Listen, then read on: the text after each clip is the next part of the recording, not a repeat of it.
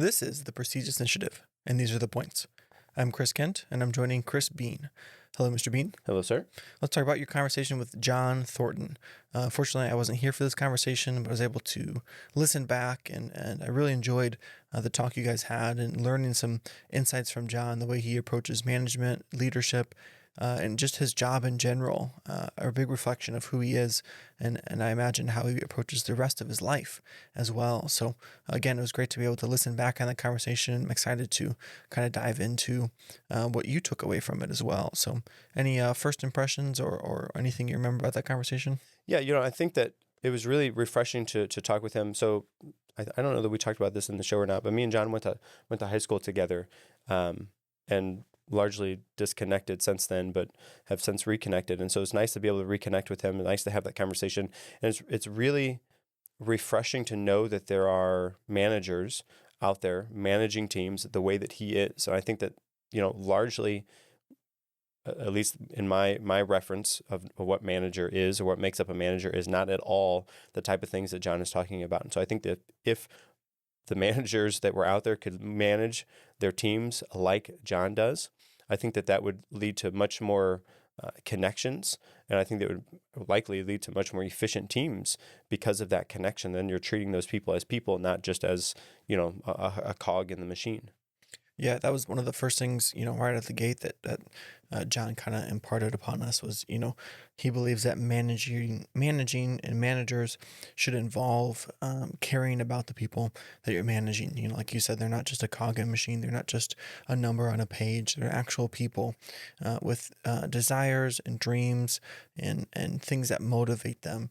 And actually treating them that way is the first step into, this kind of compassionate leadership that John kind of lives out. And so, it's tough to say because I'm sure that all different environments and all different people can kind of approach management and leadership differently. And, every day is going to be different. Sometimes you're going to be stressed, you're going to be overwhelmed. Other days it's going to be easy, it's going to be relaxed, and that's just one person. Not to mention if you're the manager dealing with a bunch of people, you got to take all that into account. But again, if you have at your core that you genuinely care about the people you're managing, I think that, that's the first step in the right direction to kind of helping things along. And it's unfortunate that we're talking about it this way, in the way that it's not something we see often, or it is the exception. Like you said, it would be interesting if everybody, every manager, every leader treated people this way, but unfortunately it's not what most people seem to come across. And so to hear his insight again and the way that he approaches that was refreshing, but also encouraging, and gave us some good tools for not only our professional life, but personal life as well. Yeah, I really liked his one-on-one, and I'm sure we'll talk about this later too, but I really liked his one-on-one kind of concept or approach to those meetings. And I have since, with the team that I helped to manage, done that. And I think that has been really helpful. And I'm sure, I'm stumbling my way through because I'm just starting it. And hearing from John the way that he's been doing it for so long, it is almost like your manager not only manages the work kind of hat that you're wearing, but also helps you to align yourself outside of work so that you are seeking further progress in that endeavor as well. So you have like a manager, but also like a life coach kind of built in to one, which is kind of a unique way of approaching it. And we were talking just before we got on here that it would be really interesting to interact with managing or management, maybe even in that kind of light, because that's not something that we're familiar with. Yeah, it would just be, I could definitely see how starting that way and being on that path on a continual basis would really build that connection with them, but also helps to see that, your manager sees you as a human, as a person that wants to grow and excel, not just in the work environment, but outside of that as well. Yeah, it'd be interesting to experience that kind of leadership and the kind of management, number one, but also I'm interested in maybe even sitting down with one of John's team members and, on the side saying, hey, how do you think you benefit from this type of management? Or what is your past experience with management and how does this differ and how is it better than your previous experiences. And I think, that's in line again with something that John tries to perpetuate, where he talks about the one-on-ones. He's sitting down with them, he's hearing about some of their problems, trying to help come alongside them, support them, and guide them through some of the things that's going on, try to do some future planning, uh, and work some of those things out. But, and it's kind of something he left us with too, is that he's also open to feedback.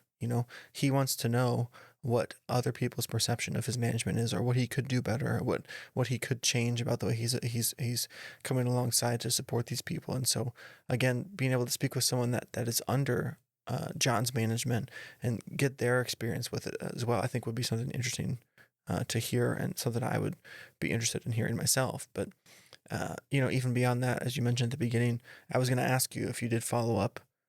In the interview, you talked about implementing that one time into the meeting. So I didn't know if you did follow up, or how that went, or if you got any feedback from your team. So we've met twice since then, and I thought it was really helpful. I think the first time was a little bit easier than the second time, because the first time was like the establishment. There was a little bit more back and forth through the conversation, and the second time was really just kind of like a follow up to the first one. And so I need to do a little bit better about building that on a continual basis, so that it can continue to move forward, or have like at least an idea or some different questions to ask as I go into those. But I think that it was helpful as far as building those connections. And I think probably the team was a little bit off guard, because it was something new. I did kind of pre-frame them and let them know that, hey, we're going to try something different. And I basically kind of told them a little bit the gist of the conversation that I had with John, in order to kind of help ease that transition into something that was brand new. So, I mean, I would say the jury's probably still out as far as, the benefit of that. I think it was beneficial because of the connections I made, even just on those two times. But again, as far as moving forward with that, it's I'm going to have to get creative and think a little bit outside the box as far as how to continue those conversations without them getting dull or stale over and over again.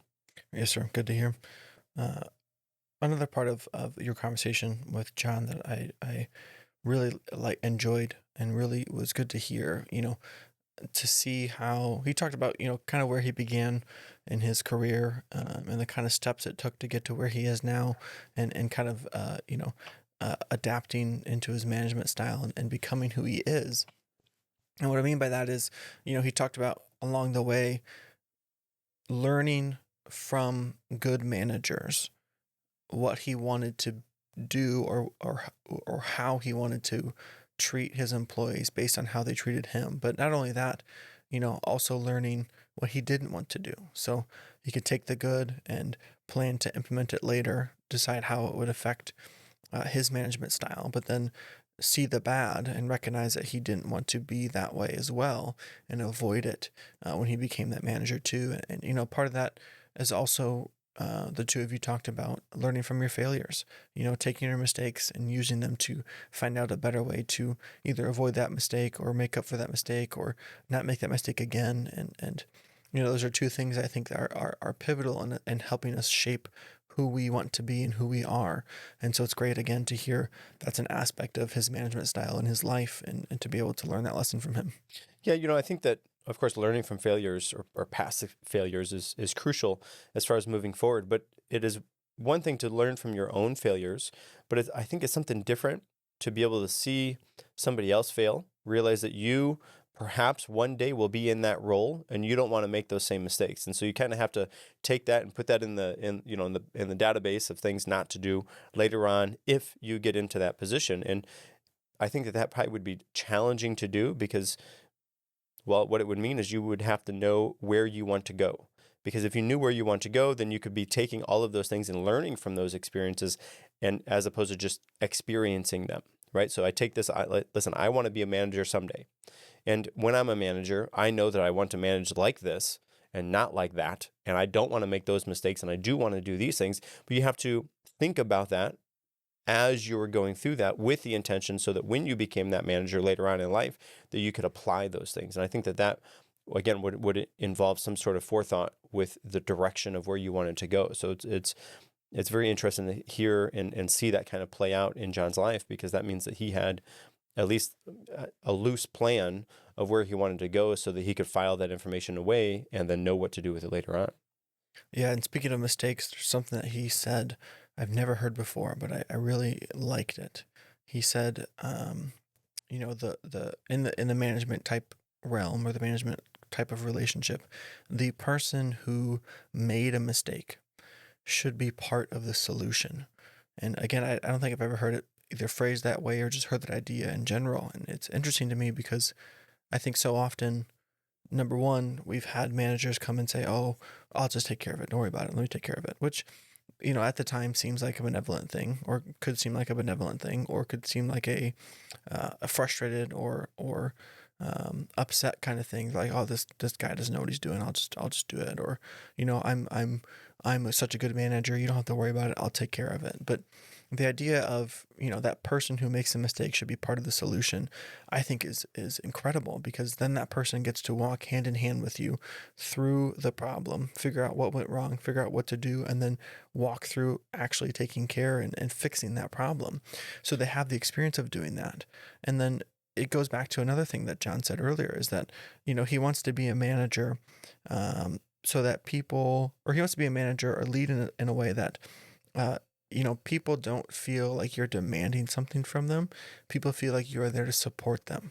And so in this instance, when you're walking through this issue with them and making them part of the solution to that problem, you're literally there supporting them, helping them become better, helping them, figure out how to make up for whatever happened. And then, letting them know that they're not alone, even in this failure.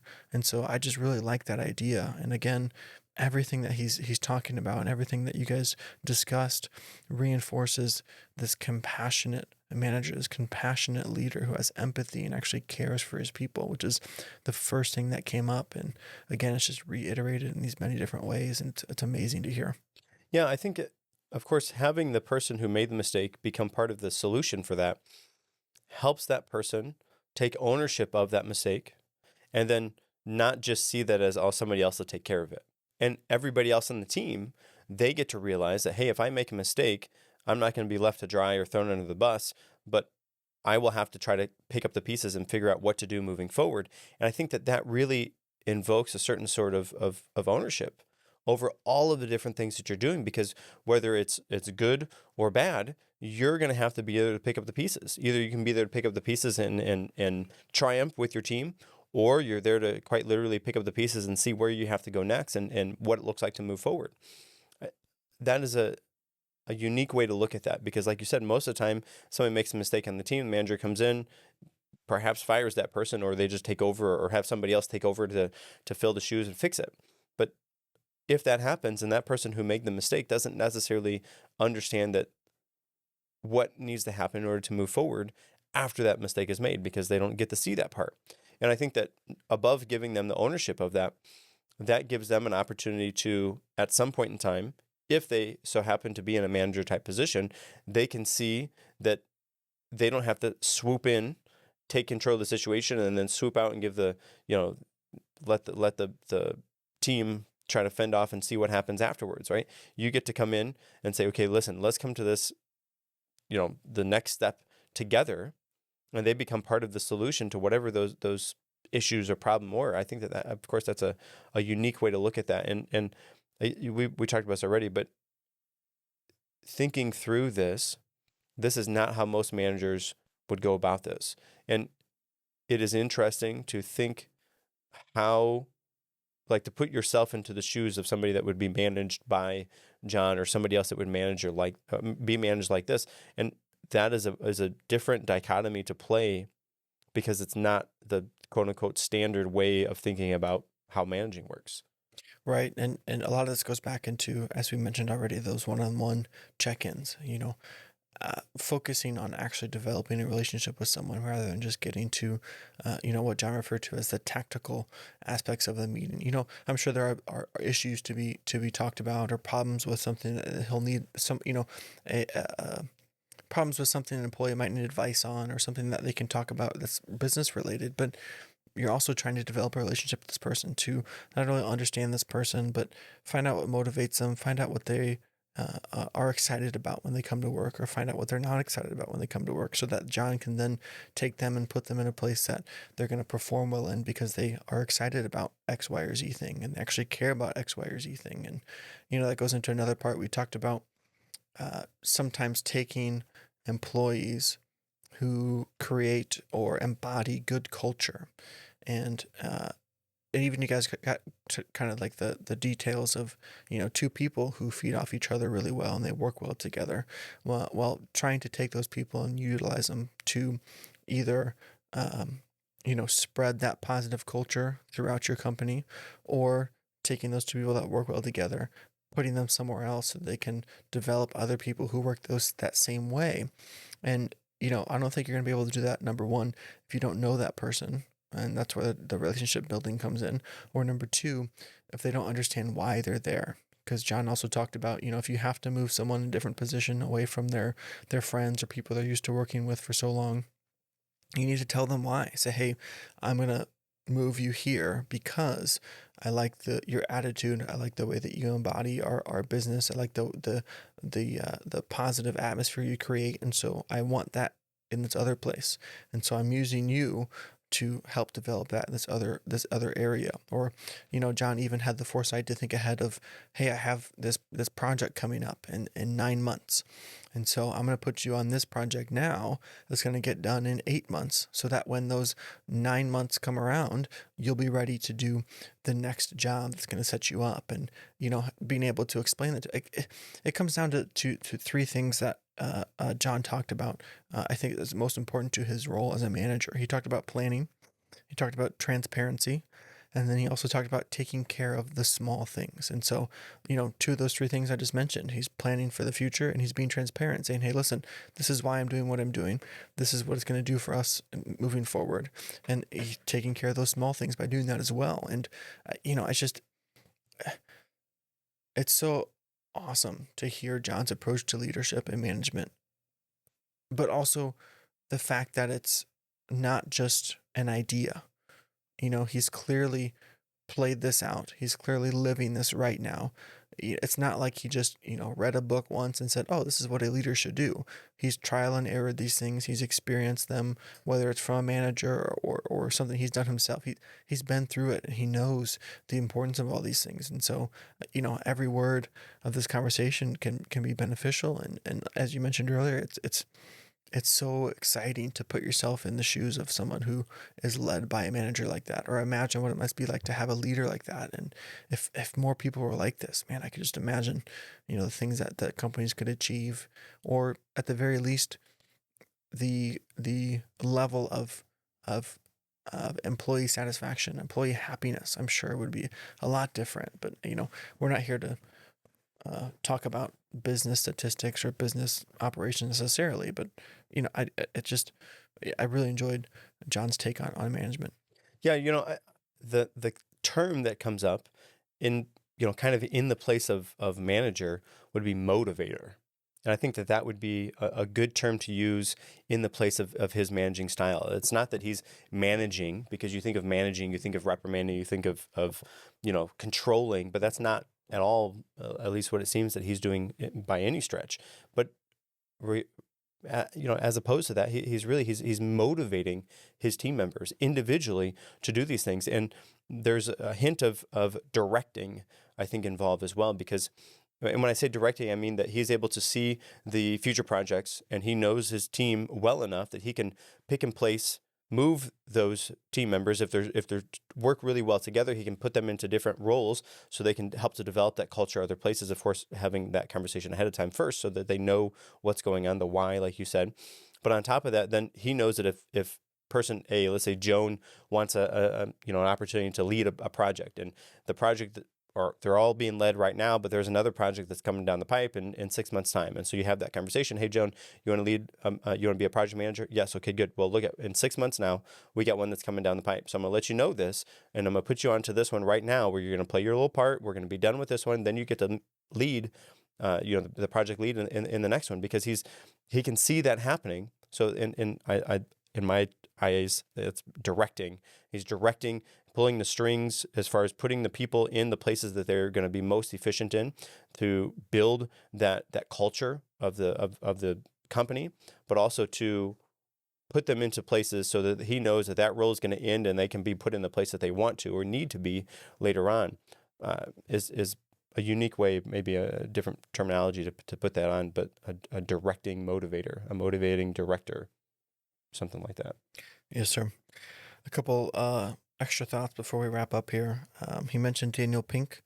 The idea is that people are, people are motivated or work under a couple different things. Number one, autonomy, mastery, and purpose. And so if you can find out or work within the confines of those three, not confines, but focus on those three things when you're dealing with people, it's going to be beneficial moving forward. And he references a book in the interview. I didn't write it down, so I don't have the name of it here, but it's by Daniel Pink. So talks about autonomy, mastery, and purpose.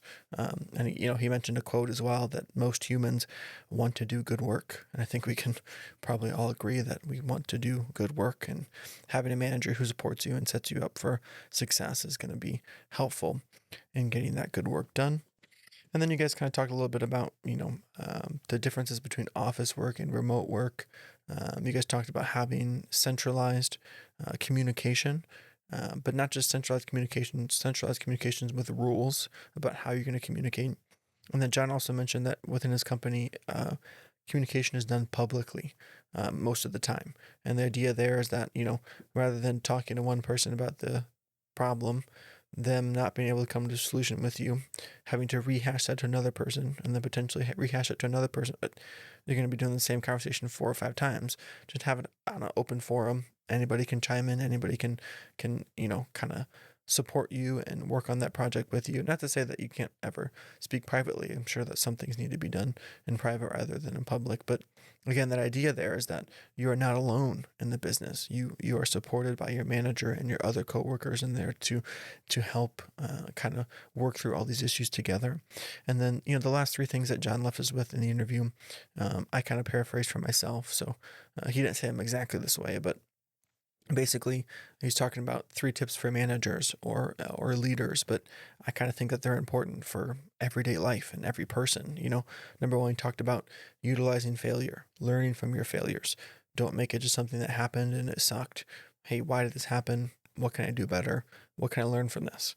Number 2, listening to feedback, which again we brought up earlier. If someone has something to say to you, listen to it, try to implement it if you can, try to discern what the actual root cause of that feedback, and move forward from there. And then number 3, set boundaries. Make sure that you have the values in your life and that things are within their boxes or within their times or whatever it is, and you're still able to take care of your responsibilities, but have those boundaries in place so that work doesn't overtake your life or work falls to the wayside because you're too busy doing other things. Have those boundaries set, make everything work together, and it's good advice. Again, not just for managers and leaders, but I think for every day and just people in general. Yeah, I really enjoyed having that conversation with John. I learned so much, and it was really interesting to hear that different perspective on management, because that's definitely not something that we normally attribute to what a manager is. And I learned a lot, and I'm really happy that we have people like that who are leading other teams in that type of way, so they can be the light that other people also could, learn from them, and then also to lead their teams in that way. Make sure you follow us on social media. You can find the podcast at Prestigious Pod. You can find me, Chris Bean, at Chris Bean Official. You can find me, Mr. Kent, at Mr. Chris R. Kent. And if you like our content and would like to subscribe to our email, you can do that via our social media or on the website. Make sure you also join our Discord for exclusive content and personal interactions. If you would like to be coached on how to live a more prestigious life by me, Chris Bean, you can do that by reaching out on one of my social medias or by emailing the podcast at prestigiousinitiative@gmail.com. Those are the points. Make sure you come back next week for even more points and another great conversation. Until next time, I'm Chris Kent. And I'm Chris Bean.